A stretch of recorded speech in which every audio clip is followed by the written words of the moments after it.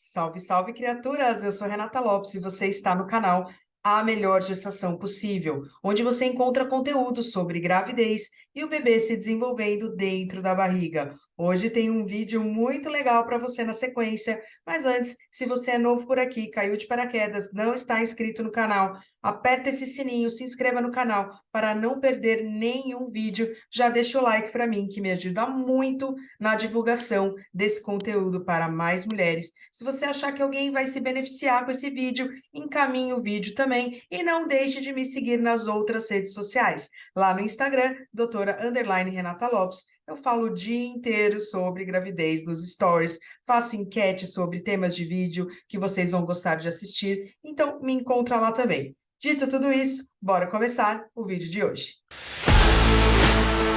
Vamos falar sobre os ultrassons morfológicos que você vai fazer durante o seu pré-natal? Então, nesse vídeo, eu vou fazer um apanhadão sobre o morfológico de primeiro trimestre, de segundo trimestre e o de terceiro trimestre. Será que ele existe? No final do vídeo, você vai descobrir. Então, vamos lá. Morfológico de primeiro trimestre. Esse exame tão importante, na minha opinião, é o exame mais importante do bebê durante toda a gravidez. Você pode fazer entre 11 semanas e 3 dias e 13 semanas e 6 dias. Mas a semana que é melhor você fazer, isso é uma unanimidade entre os fetólogos, tá? É a 12ª semana. Então, se você puder fazer com 12 semanas, melhor. Esse exame, ele vai estabelecer o risco de síndromes cromossômicas do seu bebê. Então, qual é o risco do seu bebê ter síndrome de Down, que é a trissomia do cromossomo 21, a síndrome de Edwards, que é a trissomia do cromossomo 18, e a síndrome de Patau, que é a trissomia do cromossomo 13, tá? Então, é importante saber esse risco.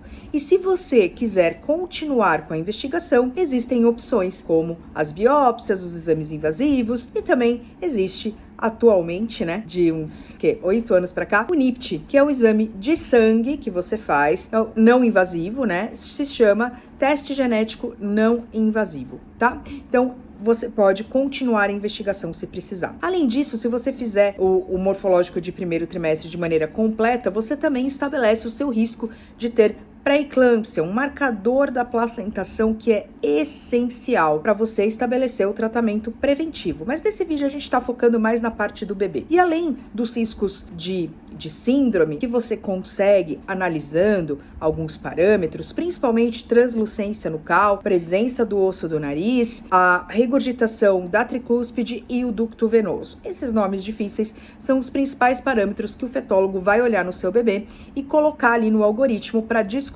qual o risco do seu bebê ter ou não síndrome.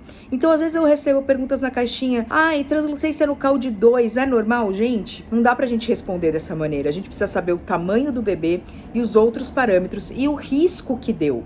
E esse risco ele é considerado baixo risco quando ele é menor do que 1/1000.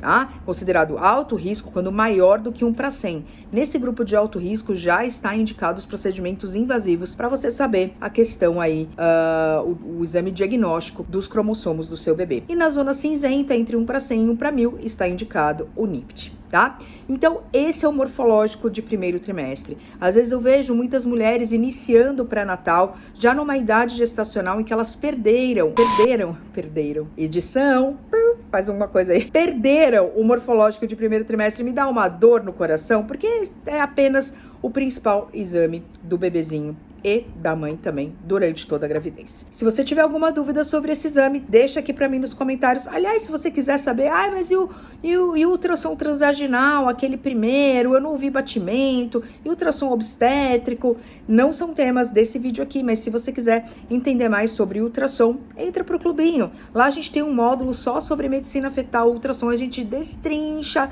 todos os exames do bebê, incluindo esses outros que a gente não vai fazer um apanhado aqui. Fora que aqui é um apanhado, né? Detalhe mesmo, só nas aulas com mais profundidade. Vamos para o morfológico de segundo trimestre. Esse você pode fazer entre 20 a 24 semanas. O ideal é que você fique no miolinho ali, fazer esse exame entre 21 e 22 semanas, está bacana. Mas é possível fazer entre 20 a 24 semanas. E aí, ao contrário do morfológico de primeiro, que o principal objetivo é estabelecer o risco de síndrome do seu bebê, esse exame tem como principal objetivo ver a formação estrutural do seu bebê. Então, ver os órgãos, ver a parte anatômica. Então, olhar direitinho a formação dos lábios, a distância entre os olhos, a orelhinha, fazer medições do cérebro, olhar o coração, as artérias que saem e entram, enfim, é um exame em que o bebê já tem um tamanho que a gente consegue avaliar a parte estrutural com muito mais detalhe, tá? Então esse é o principal objetivo do morfológico de segundo trimestre. Então, uma das perguntas importantes desse exame é: doutor, o meu bebezinho tem algum problema de formação, algum problema estrutural? Além disso, sim, existem marcadores de síndrome, tá? Então, a prega nucal, que não é chamada mais de translucência nucal, a presença do osso do nariz, essas estruturas são importantes, não são tão relevantes como no primeiro trimestre, que estabelece o risco da sua gestação, o risco do seu bebê para o resto da gestação ali no primeiro trimestre, mas sim são marcadores que podem aumentar o risco que foi calculado lá no primeiro trimestre. Então, outra pergunta é: e aí, tem algum marcador de síndrome aí no meu bebê ou tá tudo certinho? A outra coisa é que a gente começa a avaliar o crescimento do seu bebê. Então, a partir do morfológico de segundo trimestre, que é essa parte do crescimento para ver se é compatível com a idade gestacional, se é um bebezinho PM ou G, já começa a ficar importante nessa fase. Então, o crescimento está tudo bem? E se ele for feito de maneira completa, que é o ideal, vai ser analisado também o Doppler, então o fluxo das artérias uterinas, o fluxo da artéria umbilical, para saber se a sua placenta está funcionando direitinho. E uma das partes mais importantes é a avaliação transvaginal do colo do útero, tá? Porque dessa maneira a gente consegue estabelecer o risco de prematuridade da sua gestação. Então, esse é o morfológico do segundo trimestre super completo. Agora, vamos entender esse tal do morfológico de terceiro trimestre? Na verdade, ele não existe, tá, gente? Ele não é um morfológico padrão do pré-natal.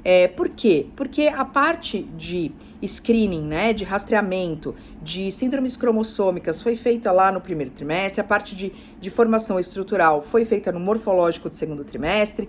Depois, se você faz um obstétrico, né, que é para ver o crescimento do bebê, num grande centro de medicina fetal, com um fetólogo bacana, ele obrigatoriamente vai olhar 3 regiões do seu bebê que são importantes lá no terceiro trimestre. Então, o sistema nervoso central com medida do átrio, que é a medida que mostra se o bebezinho tem hidrocefalia ou não, porque essa medida ela pode mudar ao longo da idade gestacional, então é importante checar no terceiro trimestre. Vai olhar o coração e vai olhar os rins, que são órgãos que sim, eles têm o desenvolvimento ao longo da gravidez e novidades podem surgir. E um obstétrico feito de maneira bem feita e completa, ele vai ter essa avaliação. Então, você não precisa necessariamente de um morfológico de terceiro trimestre para isso ser visto. Tá? Então, entenderam por que, na verdade, o morfológico de terceiro trimestre não é um exame padrão?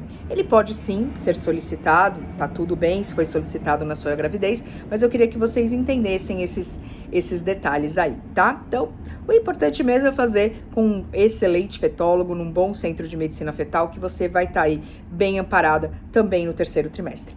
Ficaram com alguma dúvida sobre os morfológicos?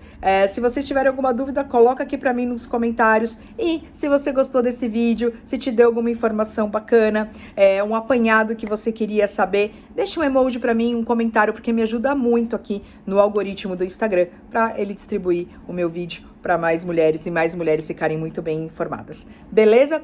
Beijo e até o próximo vídeo.